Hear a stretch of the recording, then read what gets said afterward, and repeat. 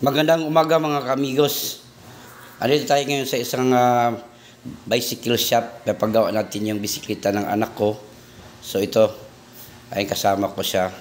Binabaklas na siya at tinatanggal isa-isa yung mga spoke ng bisikleta kasi medyo nasira ito dahil maraming kaibigan ng anak ko na nagda-drive at saka pinagawa ko na rin lahat. Nilalagyan ko ng bagong brake at saka yung pinalitan ko ng sprocket na rin at saka yung kanyang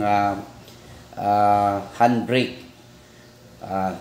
Kasi mas mahirap yung sa una, naka-clip lang yun. Ngayon ang pinalagay ko yung iipit na lang parang may bilog dyan sa may sprocket ng brake niya. So unti-unti na niyang binalik ang lahat ng mga spoke sa yantas dahil kanina binaklas niya at ngayon na unti-unti na niya binalik. At tinitingnan din niya mga kaamigos no yung kung eksakto ba yung hindi ba nagkaroon ng disalign yung yantas niya. So ayan, makikita natin ginagawa niya. Yan, binabalik na niya ang sprocket. Ayan. Tsaka yun na yung bagong brake niya sa kanyang handbrake. So, ayan na, ginagawa na niya ang pagbalik sa gulong para unti-unti nang mabalik sa dating anyo ang bisikleta dahil binaklas niya ito dahil maraming nilalagay na bagong accessories.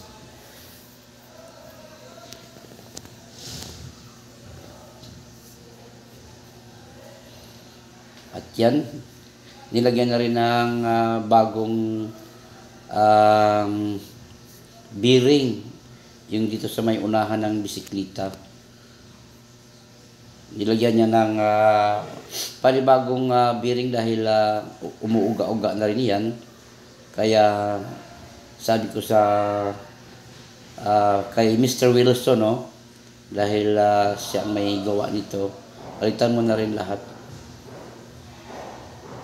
Ayan, binalik niya yung gulong sa likuran at i-align niya yan. Titingnan niya kung hindi ba gumigiwang-giwang yung gulong. Kaya talagang pinagbutihan ng gumagawa nito dahil expert naman ito si Wilson eh. Magaling itong gumawa ng mga sirang bisikleta. Kaya kung may bisikleta kayong medyo may sira na rin, punta mo na niya si Sir Wilson. So habang ginagawa niya yung ating bisikleta, andito tayo naka-standby, no? Nakapanood lang tayo kung paano niya gawin.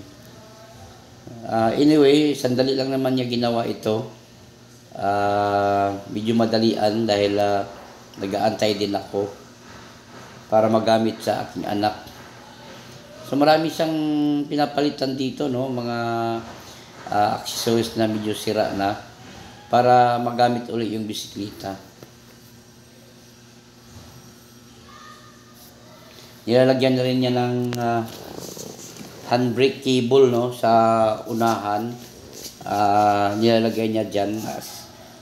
Sinusuksok niya tapos ibalik dito sa kabila para magkakaroon ng magandang preno o brake ng ating bisikleta dahil mahirap naman yung bata pag walang preno.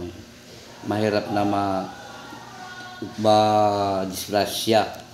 So ayan, pinalagyan ko na rin ng bagong brake yan.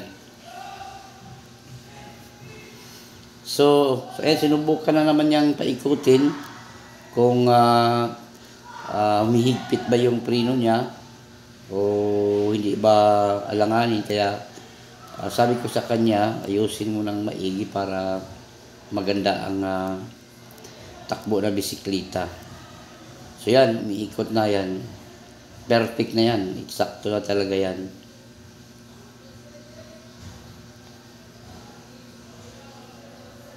So, ayan na, no?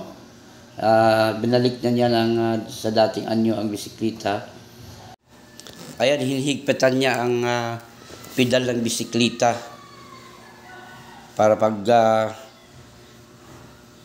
medyo umaalog-alog yan, mahirap na, kaya hinihigpitan niya, inaayos niya ng maigi para maganda ang ikot ng pedal natin. So yan, umiikot na ng maigi, no? Pati may brake na rin ito. So, inaano niya yung upuan, ibinabalik niya yung sandala ng hanggaan ng upuan. Dahil medyo sira na rin yan, kaya hinihigpitan niya at ibinalik na ng maayos sa dating forma, sa dating anyo niya. So yan, hinihigpitan niya, miyak konti, no? Pwede na patakbuhin ito sa anak ko. At dito naman sa unahan, hinihigpitan niya. At ito na, nilalagyan ko na rin ng serbato, no? Ito na, patakbuhin na natin. Ano Palong, ayos ba? Ito, hinahatid na natin sa ating sasakyan para makauwi na kami. Maraming salamat, Mr. Wilson, no? Bilib ako sa iyo, Mr. Wilson, sa galing at ganda ng pagkaayos ng aking bisikleta.